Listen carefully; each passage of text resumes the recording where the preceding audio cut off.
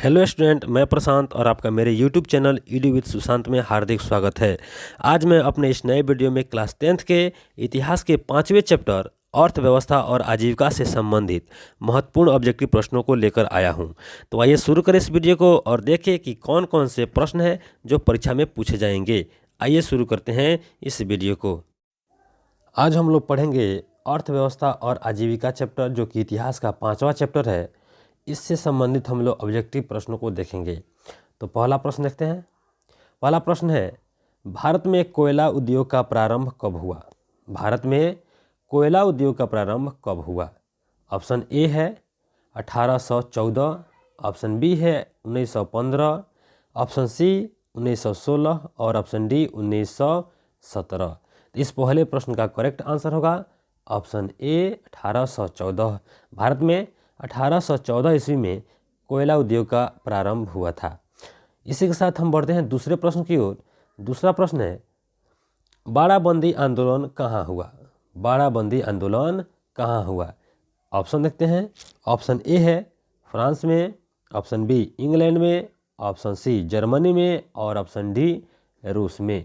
इस दूसरे प्रश्न का करेक्ट आंसर होगा ऑप्शन बी इंग्लैंड में।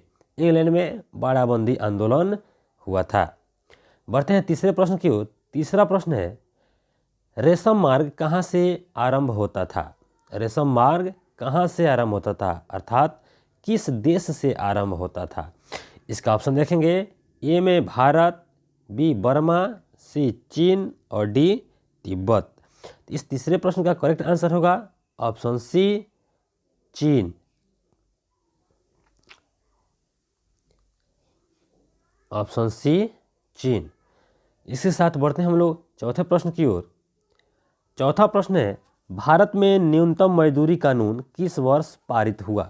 भारत में न्यूनतम मजदूरी कानून किस वर्ष पारित हुआ? ऑप्शन देखते हैं। ऑप्शन ए है 1881, ऑप्शन बी 1926, ऑप्शन सी 1947 और ऑप्शन डी 1948। इस चौथे प्रश्न का करेक्ट आंसर होगा ऑप्शन डी 1948। 1948 में भारत में न्यूनतम मजदूरी कानून पारित हुआ था। बढ़ते हैं पांचवें प्रश्न की ओर। पांचवा प्रश्न है, स्पेनिंग जेनी का आविष्कार कब हुआ? स्पेनिंग जेनी का आविष्कार कब हुआ? यह प्रश्न भी काफ़ी इंपॉर्टेंट है। ऑप्शन देखते हैं। ऑप्शन ए है 1967, ऑप्शन बी 1977, ऑप्शन सी 1987 और ऑप्शन डी 1964। तो इस पांचवें प्रश्न का करेक्ट आंसर होगा ऑप्शन डी 1964। बढ़ते हैं छठे प्रश्न की ओर। छठा प्रश्न है, भारत सरकार की किस औद्योगिक नीति के द्वारा लघु एवं कुटीर उद्योग को प्रोत्साहन दिया गया? भारत सरकार के किस औद्योगिक नीति के द्वारा लघु एवं कुटीर उद्योग को प्रोत्साहन दिया गया?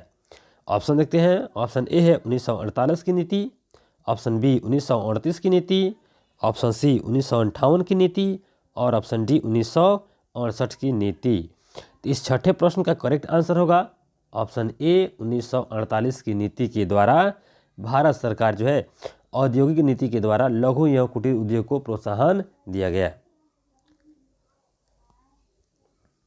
बढ़ते हैं सातवें प्रश्न की ओर।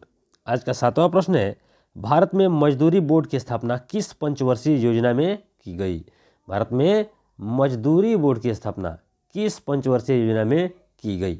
ऑप्शन ए है द्वितीय पंचवर्षीय योजना, ऑप्शन बी तृतीय पंचवर्षीय योजना, ऑप्शन सी चतुर्थ पंचवर्षीय योजना और ऑप्शन डी प्रथम पंचवर्षीय योजना। सातवें प्रश्न का करेक्ट आंसर होगा ऑप्शन बी, यानी तृतीय पंचवर्षीय योजना में मजदूरी बोर्ड की स्थापना हुई थी। बढ़ते हैं आज के आठवें प्रश्न की। आज का आठवां प्रश्न है, औद्योगिक क्रांति का स्वरूप क्या था? औद्योगिक क्रांति का स्वरूप क्या था? ऑप्शन ए सर्वहारा वर्गीय क्रांति, ऑप्शन बी बुर्जुआ वर्गीय क्रांति, ऑप्शन सी वर्ग विहीन क्रांति और ऑप्शन डी अभिजात वर्गीय क्रांति। तो आठवें प्रश्न का करेक्ट आंसर होगा ऑप्शन सी वर्ग विहीन क्रांति, अर्थात यह किसी वर्ग का, एक वर्ग विशेष का क्रांति नहीं था। इसमें सभी वर्ग के लोग सम्मिलित थे। बढ़ते हैं नौवें प्रश्न की ओर। नौवां प्रश्न है, जेम्स वाट ने किस यंत्र का आविष्कार किया था? किसने? तो जेम्स वाट ने किस मशीन अर्थात यंत्र का आविष्कार किया था? ऑप्शन देखते हैं। ऑप्शन ए है फ्लाइंग शटल, ऑप्शन बी है सेफ्टी लैंप, ऑप्शन सी है पावर लूम और ऑप्शन डी है वास्प इंजन। तो इस 9वें प्रश्न का करेक्ट आंसर होगा option D wasp engine. James Watt ने वास्प इंजन का आविष्कार किया था। इसी के साथ हम बढ़ते हैं आज के 10वें प्रश्न की ओर। 10वां प्रश्न है भारत में पहला फैक्ट्री कानून, भारत में पहला फैक्ट्री कानून किस वर्ष बना? ऑप्शन ए है 1838, ऑप्शन बी है 1858, ऑप्शन सी है 1835 और ऑप्शन डी है 1881। इस 10वें प्रश्न का करेक्ट आंसर होगा ऑप्शन डी 1881 ईस्वी में पहला फैक्ट्री कानून भारत में बना था। बढ़ते हैं आज के 11वें प्रश्न की ओर। 11वां प्रश्न है फ्लाइंग शटल का आविष्कार किसने किया था? फ्लाइंग शटल का आविष्कार किसने किया था? ऑप्शन ए है आर्कराइट ने, ऑप्शन बी है जेम्स वाट ने, ऑप्शन सी है जॉन के ने और ऑप्शन डी है अब्राहम डर्बी ने। तो 11वें प्रश्न का करेक्ट आंसर होगा ऑप्शन सी जॉन के ने फ्लाइंग शटल का आविष्कार किया था। बढ़ते हैं आज के 12वें प्रश्न की ओर। 12वां प्रश्न कहता है औद्योगिक क्रांति सर्वप्रथम किस देश में हुई? यह प्रश्न काफ़ी इंपॉर्टेंट है। औद्योगिक क्रांति किस देश में हुई? ऑप्शन ए फ्रांस में, ऑप्शन बी इंग्लैंड में, ऑप्शन सी जर्मनी में और ऑप्शन डी अमेरिका में। तो इस 12वें प्रश्न का करेक्ट आंसर होगा ऑप्शन बी इंग्लैंड में सर्वप्रथम औद्योगिक क्रांति की शुरुआत हुई थी। 13वां प्रश्न है औद्योगिक क्रांति का अर्थ क्या है? औद्योगिक क्रांति का अर्थ, इसका अर्थ बताना है, अर्थ क्या है? ऑप्शन देखते हैं। ऑप्शन ए है उत्पादन प्रणाली में परिवर्तन, ऑप्शन बी है सामाजिक व्यवस्था में परिवर्तन, ऑप्शन सी है वितरण प्रणाली में परिवर्तन और ऑप्शन डी है राजसत्ता में परिवर्तन। तो आज के इस 13वें प्रश्न का करेक्ट आंसर होगा ऑप्शन ए उत्पादन प्रणाली में परिवर्तन, क्योंकि ये औद्योगिक क्रांति है, यह किसी भी चीज़ के उत्पादन से संबंधित है, इसलिए उत्पादन प्रणाली में परिवर्तन इसका करेक्ट आंसर होगा। बढ़ते हैं 14वें प्रश्न की ओर। 14वां प्रश्न है औद्योगिक क्रांति का प्रयोग सबसे पहले किस व्यक्ति ने किया? अर्थात औद्योगिक क्रांति की शुरुआत सबसे पहले किस व्यक्ति, किस मनुष्य ने किया? ऑप्शन ए है जेम्स वाट ने, ऑप्शन बी है लुई ब्ला ने, ऑप्शन सी है मार्क्स ने और ऑप्शन डी है रॉबर्ट ओवन ने। तो 14वें प्रश्न का करेक्ट आंसर होगा ऑप्शन बी लुई ब्ला ने। लुई ब्ला ने औद्योगिक क्रांति का सर्वप्रथम प्रयोग किया था। बढ़ते हैं आज के 15वें प्रश्न की ओर। 15वां प्रश्न है इंग्लैंड में औद्योगिक क्रांति किस उद्योग से आरंभ हुई? इंग्लैंड में औद्योगिक क्रांति किस उद्योग से आरंभ हुई? ऑप्शन ए खान उद्योग से, ऑप्शन बी लौह उद्योग से, ऑप्शन सी वस्त्र उद्योग से और ऑप्शन डी परिवहन उद्योग से। तो 15वें प्रश्न का करेक्ट आंसर होगा ऑप्शन सी वस्त्र उद्योग से इंग्लैंड में औद्योगिक क्रांति की शुरुआत हुई थी। बढ़ते हैं आज के 16वें प्रश्न की ओर। 16वां प्रश्न है भारत में Tata hydro electric power station की स्थापना कब हुई थी? Tata hydro electric power station की स्थापना भारत में कब हुई थी? ऑप्शन देखते हैं। ऑप्शन ए है 1917 में, ऑप्शन बी है 1913 में, ऑप्शन सी है 1911 में और ऑप्शन डी है 1910 में। 16वें प्रश्न का करेक्ट आंसर होगा ऑप्शन डी 1910 में भारत में Tata hydro electric power station की स्थापना हुई थी। 17वां प्रश्न है अखिल भारतीय ट्रेड यूनियन कांग्रेस की स्थापना कब हुई थी? किसका? तो अखिल भारतीय ट्रेड यूनियन कांग्रेस की स्थापना कब हुई थी? ऑप्शन देखते हैं। ऑप्शन ए है 1848, ऑप्शन बी है 1881, ऑप्शन सी है 1885 और ऑप्शन डी है 1920 में। तो 17वें प्रश्न का करेक्ट आंसर होगा ऑप्शन डी 1920 में अखिल भारतीय ट्रेड यूनियन कांग्रेस की स्थापना की गई थी। आज का 18वां प्रश्न है 1917 ईस्वी में भारत में पहली जूट मिल किस शहर में स्थापित हुई? कब? तो 1917 में जो जूट मिल की स्थापना हुई थी वह भारत के किस शहर में स्थापित की गई थी? ऑप्शन देखते हैं। ऑप्शन ए है बम्बई, ऑप्शन बी है दिल्ली, ऑप्शन सी है कलकत्ता और ऑप्शन डी है पटना। तो 18वें प्रश्न का करेक्ट आंसर होगा ऑप्शन सी कलकत्ता। कलकत्ता में 1917 में भारत में पहली जूट मिल की स्थापना हुई थी।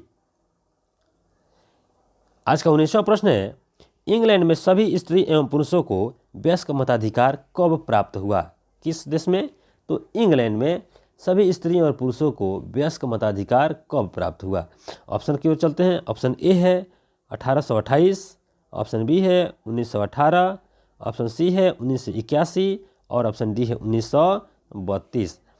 तो इस 19वें प्रश्न का करेक्ट आंसर होगा 1918। 1918 में ही इंग्लैंड में सभी स्त्री एवं पुरुषों को वयस्क मताधिकार प्राप्त हुआ था। आज का 20वां प्रश्न है, 1928 के टाइप वाटर के कैलेंडर पर किस भगवान का चित्र अंकित था? 1928 के टाइप वाटर के कैलेंडर पर किस भगवान का चित्र अंकित था? ऑप्शन देखते हैं। ऑप्शन ए है विद्या देवी सरस्वती, ऑप्शन बी है बालकृष्ण, ऑप्शन सी है भगवान विष्णु और ऑप्शन डी है धन देवी लक्ष्मी। 20वें प्रश्न का करेक्ट आंसर होगा ऑप्शन ए विद्या देवी सरस्वती का फोटो या चित्र अंकित था। आज का 21वां प्रश्न है, निम्नलिखित में किसका कारण अर्थात किस कारण ने सबसे अधिक इंग्लैंड में औद्योगिक क्रांति को बढ़ावा दिया? अर्थात दिया गया है इसमें सबसे अधिक कौन कारण है जिसने इंग्लैंड में औद्योगिक क्रांति को बढ़ावा दिया? ऑप्शन देखते हैं। ऑप्शन ए है जनसंख्या में वृद्धि, ऑप्शन बी है उद्योगों को राजकीय संरक्षण, ऑप्शन सी है इंग्लैंड में कृषि क्रांति और ऑप्शन डी है सस्ते मजदूरों की उपलब्धता। तो इस 21वें प्रश्न का करेक्ट आंसर होगा ऑप्शन बी उद्योगों को राजकीय संरक्षण। 22वां प्रश्न है, निम्नलिखित में कौन औद्योगिक क्रांति का कारण नहीं था? ये नहीं वाला प्रश्न काफ़ी ज़्यादा कठिन होते हैं और लड़कों को परेशान करते हैं, तो इस पर ज़्यादा फोकस करेंगे। ऑप्शन देखते हैं। ऑप्शन ए है कृषि क्रांति, ऑप्शन बी है राजकीय संरक्षण, ऑप्शन सी है धर्म सुधार आंदोलन और ऑप्शन डी है वैज्ञानिक आविष्कार। इसका करेक्ट आंसर होगा ऑप्शन सी धर्म सुधार आंदोलन औद्योगिक क्रांति का कारण नहीं था। आज का 23वां प्रश्न है, कपास ओटने की मशीन किसने बनाई? यहाँ होगा काटने की मशीन। कपास काटने की मशीन किसने बनाई?